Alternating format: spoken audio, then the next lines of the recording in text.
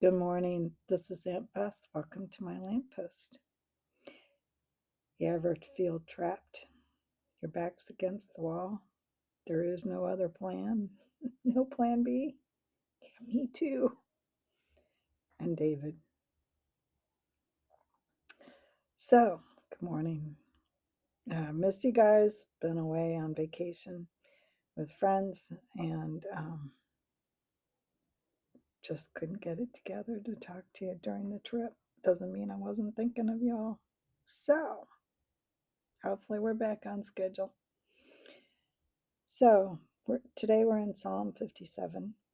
Oh, and I got my replacement glasses, my new old glasses back. So that's good.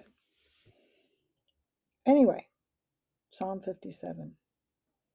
The note says, when David fled. This is his contemplation. And this is fleeing from Saul, first king of Israel. Initially, God anointed because the people said, we want a king. And personally, I think David he was too young, he wasn't ready yet. Anyway, you ever hear that saying, first the Saul and then the David, or first the Saul and then the Paul? Yeah, anyway. So my thought is on this, he's backed into a corner. There is no way out. He's in a cave. There is no plan B. If Saul finds him, he's toast. It's interesting, not to be rude, but when you read the story, Saul went into the cave to poop. And we all like privacy when we're pooping. And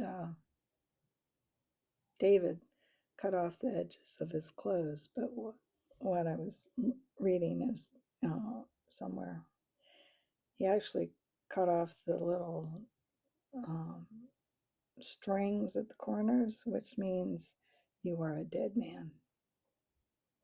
And then he felt so terrible about it that after Saul left, he went out and apologized and held up the whatever. But that's not what I'm talking about today. Psalm 57. Do you ever notice how the hardest times are the sweetest songs? When you take a look at your life, it's not the days when everything was normal. It's the times that are roughest that you remember. But when you take a look also at David versus his son Solomon, what do you think of? What's the first thing that flashes to your mind? David, I think we all think of God's comment that he's a man after my own heart. Solomon, we think, oh, he was wealthy and he was wise. And everybody wants to be wealthy and wise.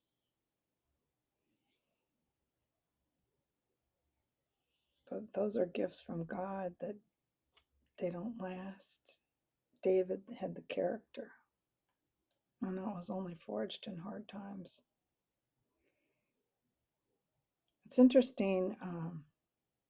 My dad used to tease me because we would go to restaurants and whatever, and people would talk to me, and he would say, "You missed your calling. You need to be a counselor or psychiatrist or whatever." But I just find it fascinating.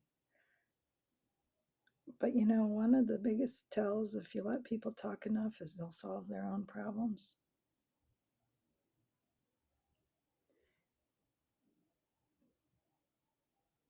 What do people talk about? What are you talking about? What does Solomon talk about? What does David talk about? David talked about the Lord. and his relationship with him, it almost seems sometimes, what's the word for it? Psychotic, up, down, up, down, up, down, you know, manic depressive, bipolar. Sometimes I feel that way too.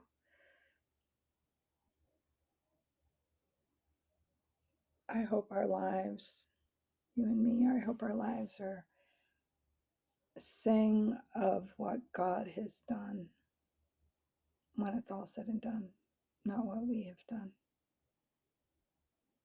So, food for thought. Psalm 57, I'll put the text of the psalm where you click on the word more. And the sweetest songs out of the hardest times. You look over your life, look over your parents' lives or your friends' lives. You don't remember the normal days, do you? You remember the tough times that God pulled you through, and He will pull you through. When your back's against the wall in the cave, no escape, no plan B, this is it.